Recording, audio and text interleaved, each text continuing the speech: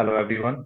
I'm Nilesh Martin, working as an assistant professor in ABES Engineering College, Ghaziabad. Today's topic is segmentation. So segmentation assigns a unique address and a space for each and every individual processes.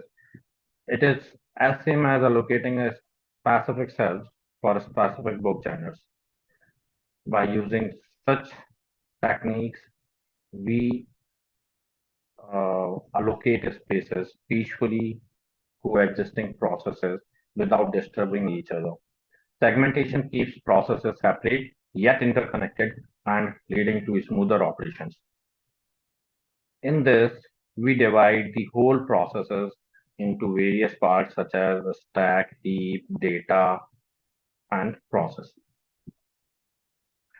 There are some types of segmentations such as virtual memory segmentations. In this, we dynamically divide processes into multiple segments with not all segments created simultaneously. It will be created depends on the program's runtime requirements. And in simple segmentations, in this approach, we divide the whole processes into multiple segmentations once.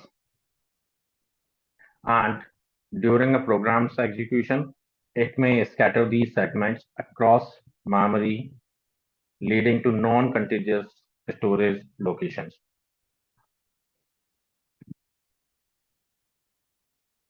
As you can see in this,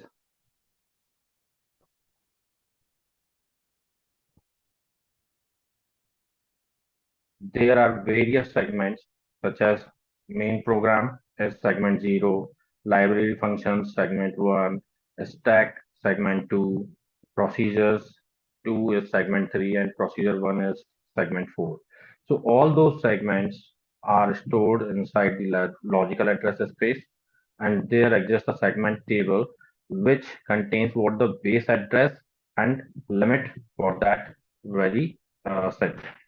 And all those segments are stored into the physical address spaces at distributed locations. Those are non-contiguous. As you can see that segment 0 is stored at this very place, segment 2 is at this one, segment 1, segment 4, and segment 3 as per the requirements. So advantages of segmentations in operating system, it includes what the efficient memory management, as it allows for variable size memory allocations, reducing wastages of memory, enhance process isolations that prevents one process from affecting other one, and it also facilitates the sharing of code and data segments among multiple processes as and when required. In operating system, it can lead to memory fragmentations. That is the biggest disadvantages of segmentation, where available memory becomes inefficiently divided.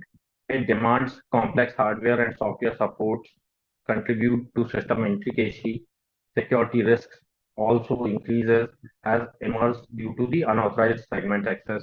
Managing variable size segment can also be a challenging task, affecting system performance by introducing overhead for memory allocations and deallocations processes.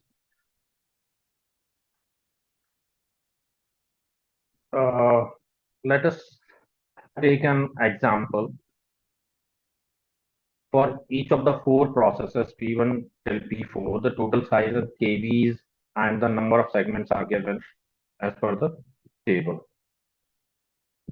As you can see that process P1 is of size 195 KB and number of segments are 4. P2 is of KB size 254 and segments are 5. P3 is of 45 KB and required number of segments are 3, and P4 is of 364 KB and the number of segments are 8. So the page size is what? 1 KB. Size of an entry in a page table is 4 bytes. Size of an entry in the segment table is 8 bytes. The maximum size of a segment is 256 KB. Paging method for memory segment management uses two-level paging, as its storage overhead is P. The storage overhead for segmentation method is S. The storage overhead for the segmentation and phasing method is T. So, what is the relationship among the overheads for different methods of memory management in the concurrent execution of the above four processes? Now, let us discuss in detail. For two-level paging, page size is what? 1 KB. So the number of pages required for P1 is 195. Make sure you'll have the table along with you while solving the numerical. An entry in the page table is of size 4 bytes. Assuming an inner level page table takes what the size of a page means this since this information is not given in the questions, so we'll considering it. We can have up to how many 256 entries in a second level page table, and we require only 195 for P1. Thus, only one second level page table is enough. So memory overhead is 1 KB for first level, again assuming as page size as not explicitly told. So 1 KB for second level. So collectively what? It is of 2 KB. For P2 and P3 also we get what? 2 KB each, and for P4 as it is larger than the 256, that is 364, so it will require one more segments also. So collectively it would be 3 KB as it requires one first level page table and second level page tables. So the total overhead for their concurrent execution is 2 multiplied by 3 plus 3. So this is what 9 KB. So the P is what? 9 KB. So storage overhead is P, that is what? 9 KB is.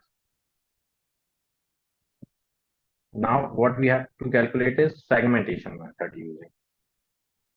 So P1 uses how many segments? 4 segments. That means 4 entries in a segment table. So total is of 4 into 8, that is 32 bytes.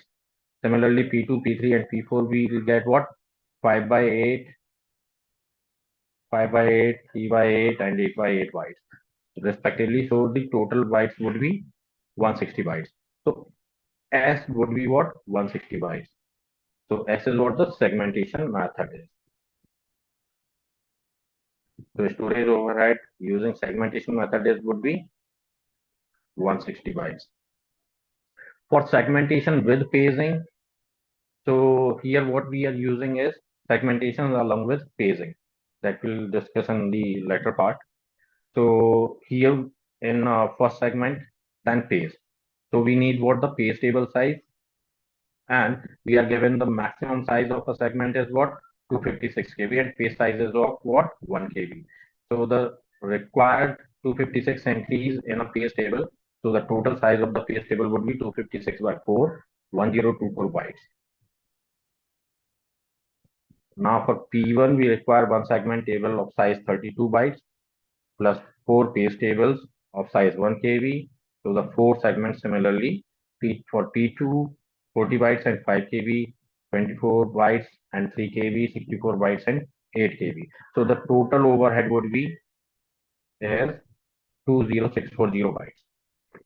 That is what the T is. So T is what? Segmentation and paging method. Now we have to relate all those methods. So as of now, what we calculated is for S, it is 9 KB.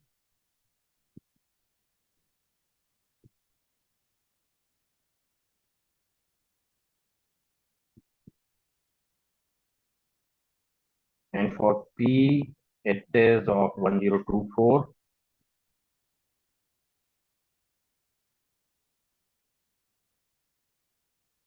And for T, it is 20640.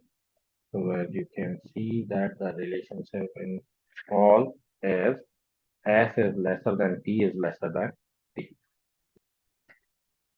These are the references which I use to prepare this stuff. Thank you.